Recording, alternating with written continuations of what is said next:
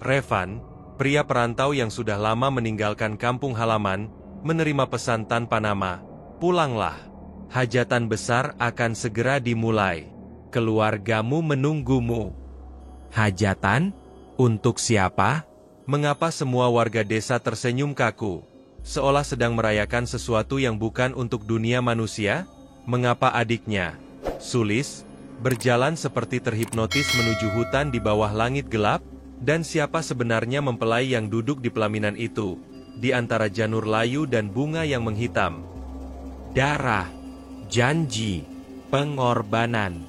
Apa arti semua ini? Dan yang lebih penting, apakah masih ada waktu untuk lari?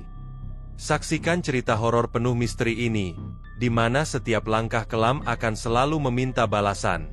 Simak cerita selengkapnya di Ada Horor. Awas jangan nonton sendirian. Sore itu langit mendung menggantung di atas kota. Revan menatap layar ponselnya yang baru saja menerima pesan dari nomor tak dikenal. Isinya singkat, namun cukup untuk membuatnya terdiam. Pulanglah. Hajatan besar akan segera dimulai. Keluargamu menunggumu. Tanpa nama, tanpa penjelasan. Seketika ingatan tentang desanya yang telah lama ditinggalkannya mengalir kembali. Desa Sumberjati, sebuah tempat terpencil yang tertutup kabut, dan kisah-kisah ganjil sejak ia kecil. Terakhir kali ia pulang 5 tahun lalu, setelah pemakaman ayahnya yang misterius. Sejak itu, ia menghindari kampung halamannya, seperti menghindari luka lama. Namun rasa penasaran, dan sedikit rasa bersalah, membuatnya memesan tiket malam itu juga. Perjalanan menuju Sumberjati memakan waktu 8 jam. Jalan berliku yang sepi. Pepohonan menjulang, seperti menyambut, sekaligus mengintai.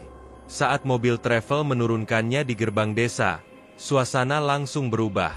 Revan melangkah masuk. Koper kecil menyeret di belakang. Rumah-rumah tua berdiri kaku. Sebagian ditutupi kain putih lusuh. Saat ia mendekati rumah keluarganya, yang terbesar di ujung jalan, ia melihat lampu-lampu gantung menyala terang. Terdengar suara gamelan samar, tidak dari dalam rumah, tapi entah dari mana, menggema seperti dari balik kabut. Ibunya menyambut dengan senyum hangat, tapi wajahnya terlihat lelah.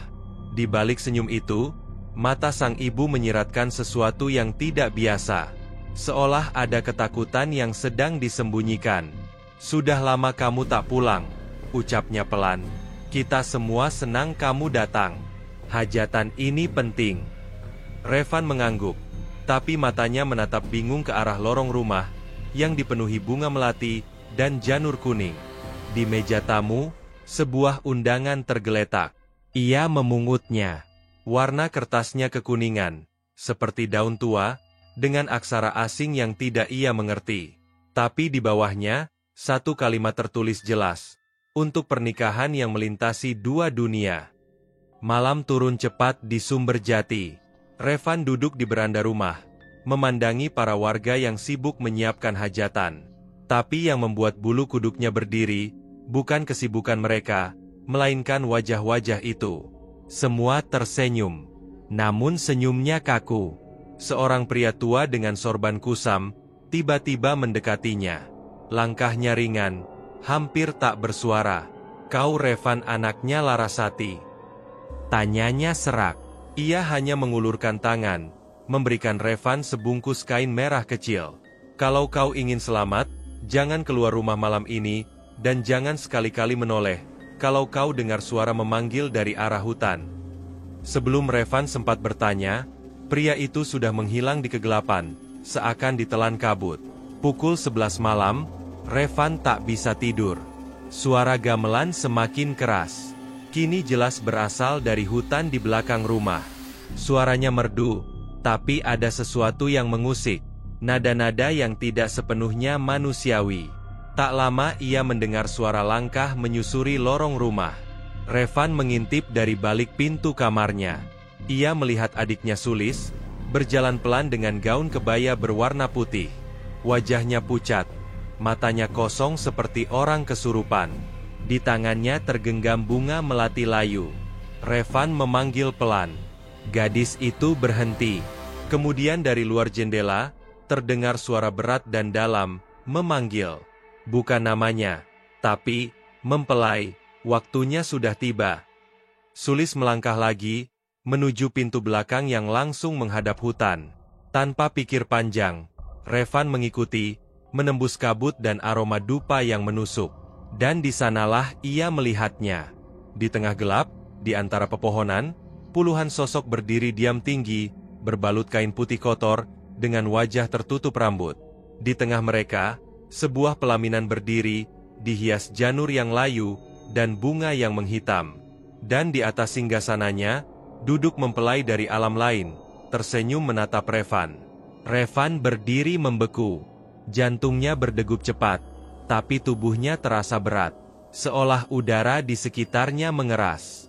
Mempelai dari alam lain itu memiliki rupa manusia, namun wajahnya terlalu halus, terlalu simetris.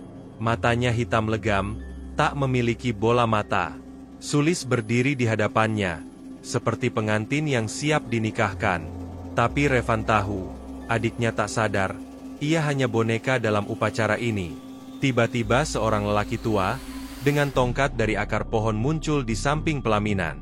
Jubah hitamnya menjuntai menyentuh tanah, dan suaranya menggema, seolah berasal dari perut bumi. Darah keturunan Nyai Larasati telah berjanji, 7 generasi lalu, agar desa ini subur, agar penyakit tidak menjalar, agar langit tidak murka.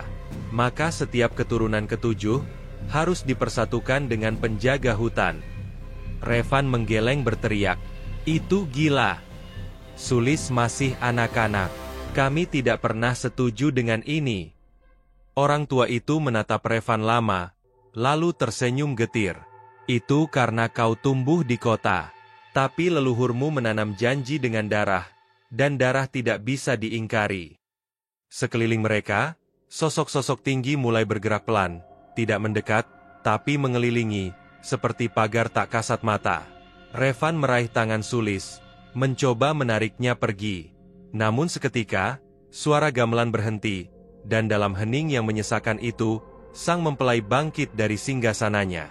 Langkahnya tak menimbulkan suara, ia mendekati Revan, lalu berbicara dengan suara yang dingin dan dalam. "Kalau kau menolak, maka kaulah gantinya." Revan menatap adiknya, lalu ke makhluk di depannya.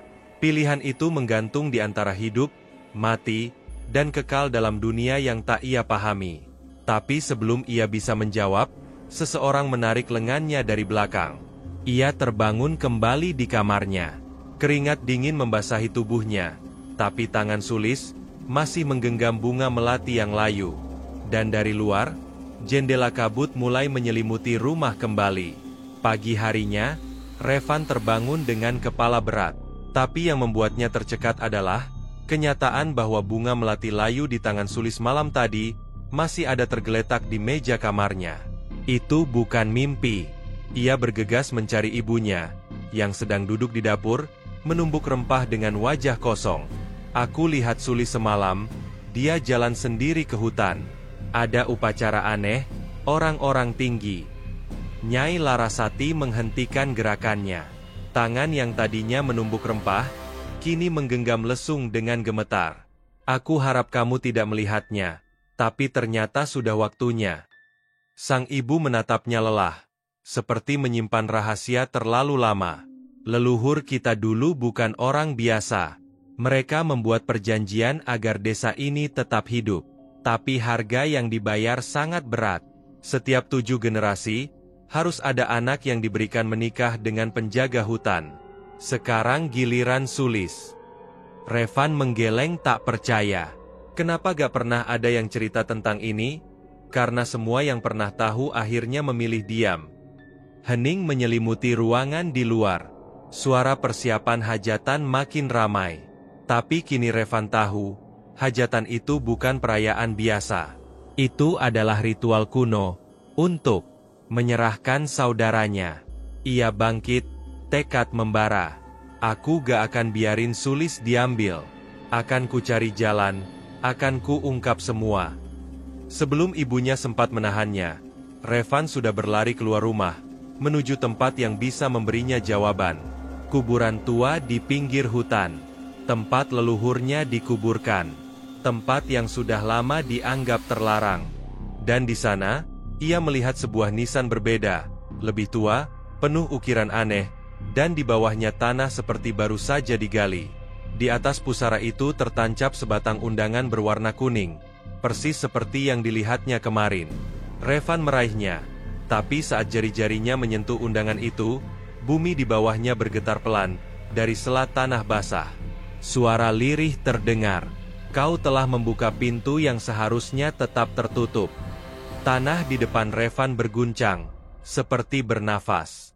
Kabut menebal mendadak, menggulung di antara pepohonan. Ia mundur selangkah menggenggam undangan kuning, yang kini terasa hangat di tangannya. Dari balik nisan tua, sesosok bayangan muncul, rapuh berkain putih. Matanya kosong seperti arang gosong. Sosok itu berbisik, "Darahmu adalah kunci. Kau anak dari garis terakhir. Kau bisa menolak, tapi harus menggantikan." Sosok itu mengangkat tangan dan menunjuk dada Revan. "Kau cucu dari sang penjaga janji. Darahmu masih terikat. Jika tidak ada pengantin, maka jiwa terdekat harus membayar. Kau atau adikmu." Kabut semakin pekat. Bayangan-bayangan lain mulai muncul dari balik nisan. Berdiri diam, menatap Revan menunggu jawaban. Dengan panik, Revan merobek undangan di tangannya. Tapi saat kertas itu hancur, angin kencang menyapu sekelilingnya, membawa suara ratusan bisikan bersatu. Janji tidak bisa dihapus, hanya dipindahkan. Tiba-tiba semuanya hening. Revan terbangun di tempat yang sama. Tapi kini hari telah berganti.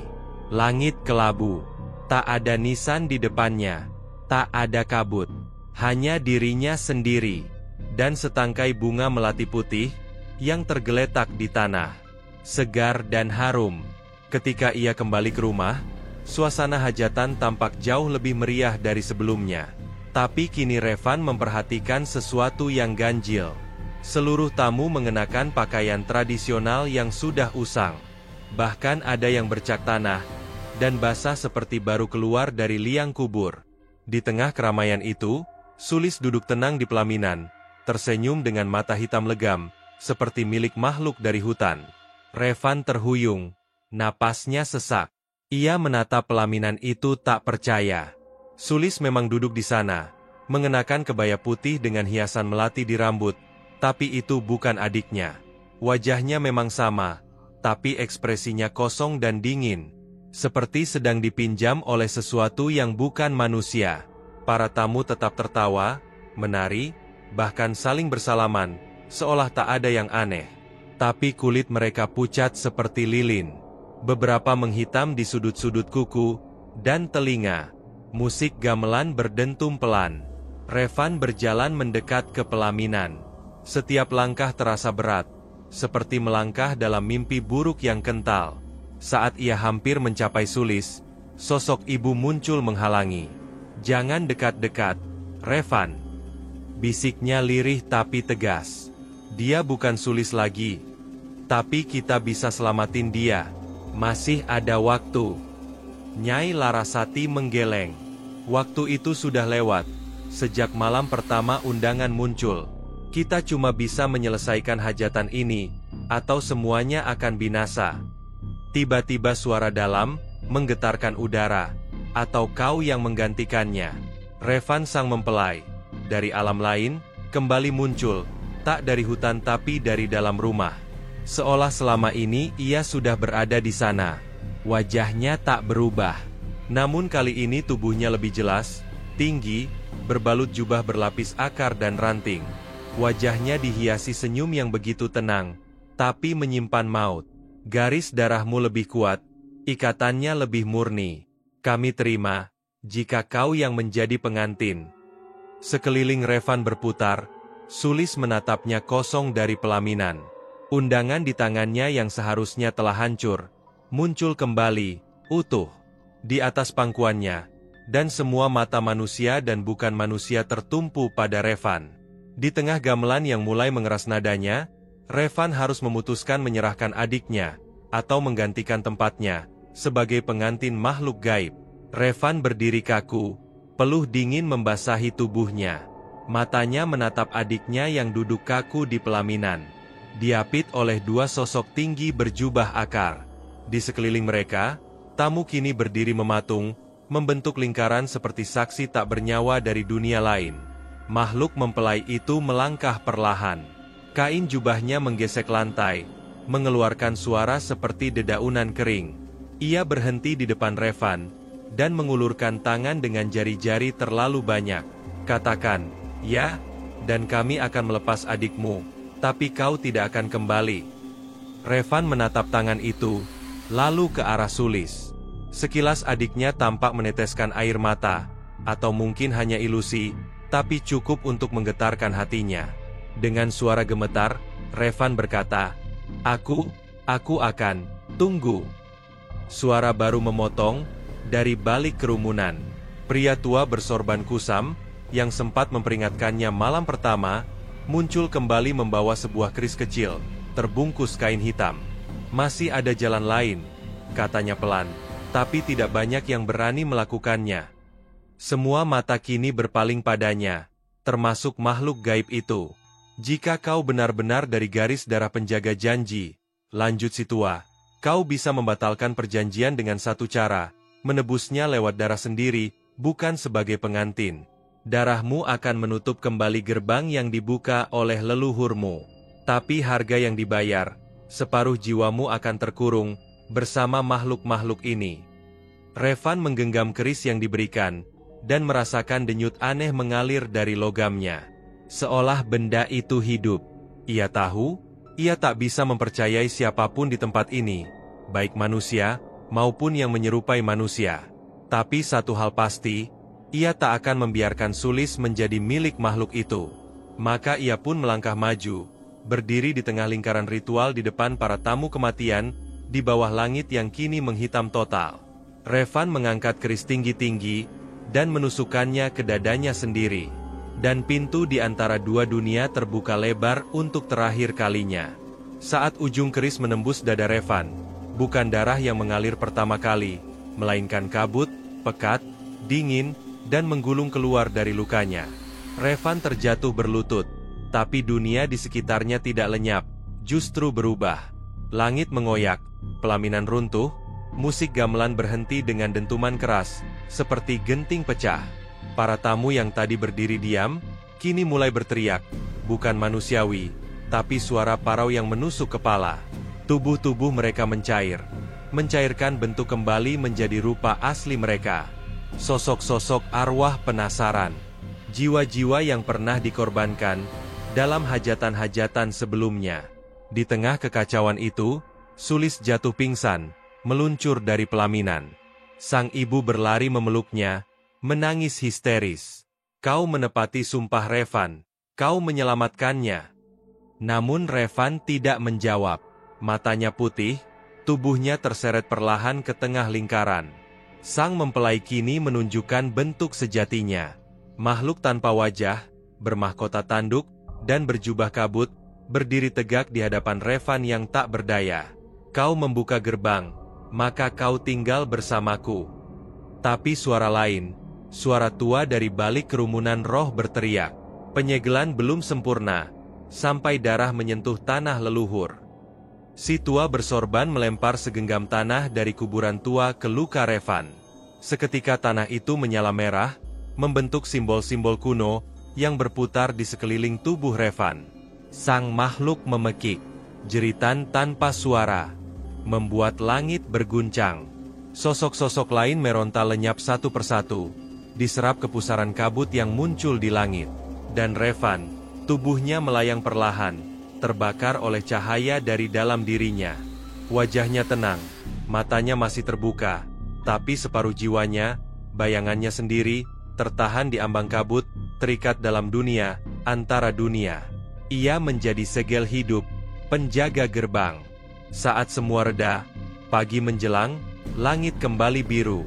Desa Sumberjati sunyi, tapi hajatan belum benar-benar berakhir. Pagi menyelimuti desa Sumberjati dengan keheningan yang ganjil. Tak ada suara ayam, tak ada tawa anak-anak, tak ada aktivitas pasar. Seolah desa ini baru saja melewati sesuatu yang tidak bisa dijelaskan oleh waktu atau logika. Di tengah halaman rumah Nyai Larasati, Sulis masih terbaring lemah, dijaga oleh ibunya. Nafasnya perlahan mulai stabil, tapi matanya belum terbuka. Nyai Larasati menggenggam tangan putrinya erat, sementara matanya terus menatap jalanan desa yang kini lengang, tanpa jejak para tamu hajatan semalam. Pria tua bersorban kusam berdiri di sisi pagar, menatap lurus ke arah hutan. Gerbangnya telah tertutup, tapi penutupnya telah menjadi bagian dari dunia lain. Jiwanya terbagi. Separuh tinggal di sini, di tubuhnya yang kini kosong. Separuh lagi terkunci di antara dunia, menghalangi makhluk-makhluk itu keluar lagi. Mereka menatap tubuh Revan yang terbaring kaku di bel bambu. Matanya terbuka, memandang ke langit, tapi tak melihat. Ia hidup, namun tak sepenuhnya ada. Warga mulai berdatangan, kebanyakan dalam diam.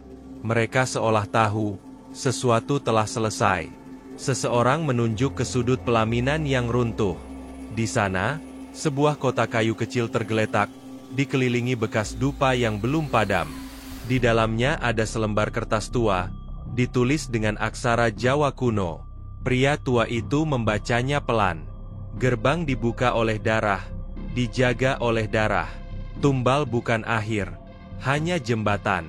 Bila perjanjian dilanggar, desa akan tenggelam dalam malam abadi. Semua terdiam. Nyai Larasati memeluk tubuh Revan, menangis tanpa suara, dan dari balik pepohonan hutan, angin berdesir, membawa bisikan halus seperti suara Revan, tapi jauh, datar, dan berat. Aku di sini, aku lihat kalian. Aku akan jaga. Tapi jangan pernah adakan hajatan lagi. Tahun-tahun berlalu, desa Sumberjati berubah perlahan. Hajatan besar tak pernah lagi diadakan. Tak ada pesta 7 bulanan, tak ada resepsi megah, bahkan tidak ada kenduri besar saat musim panen. Warga hidup dalam sunyi, yang mereka pilih sendiri. Bukan karena takut, tapi karena tahu, mereka berhutang pada sesuatu yang tak bisa dibayar dengan tumpeng atau sesajen. Sulis tumbuh menjadi gadis muda yang kuat. Meski tak mengingat jelas peristiwa hajatan itu, ia sering bermimpi tentang gamelan yang bermain sendiri, tentang pelaminan di tengah kabut, dan tentang kakaknya yang berdiri diam di batas hutan, tersenyum sendu. Tubuh Revan tetap di desa, dirawat, dibersihkan, dibaringkan di bel bambu setiap hari. Ia tidak menua, tidak bergerak, tapi tubuhnya hangat. Di tengah malam, bunga melati segar muncul di dekat bantalnya. Entah dari mana, warga menyebut tempat itu petilasan penjaga gerbang. Mereka tidak berani berbohong, tidak berani menyakiti sesama, dan tidak pernah sekalipun menyalakan gamelan di malam hari. Karena mereka tahu, Revan masih mendengar, masih berjaga, dan di setiap malam, bulan mati, kabut akan menyelimuti bagian utara desa. Tamat. Jika kamu suka dengan cerita-cerita seru seperti ini, jangan lupa untuk like, subscribe, dan tekan tombol loncengnya agar kamu tidak ketinggalan cerita-cerita lainnya yang lebih menegangkan. Jangan lupa untuk share video ini ke teman-temanmu, agar lebih banyak orang yang bisa menikmati kisah misteri dan horor seperti ini. Terima kasih sudah menonton.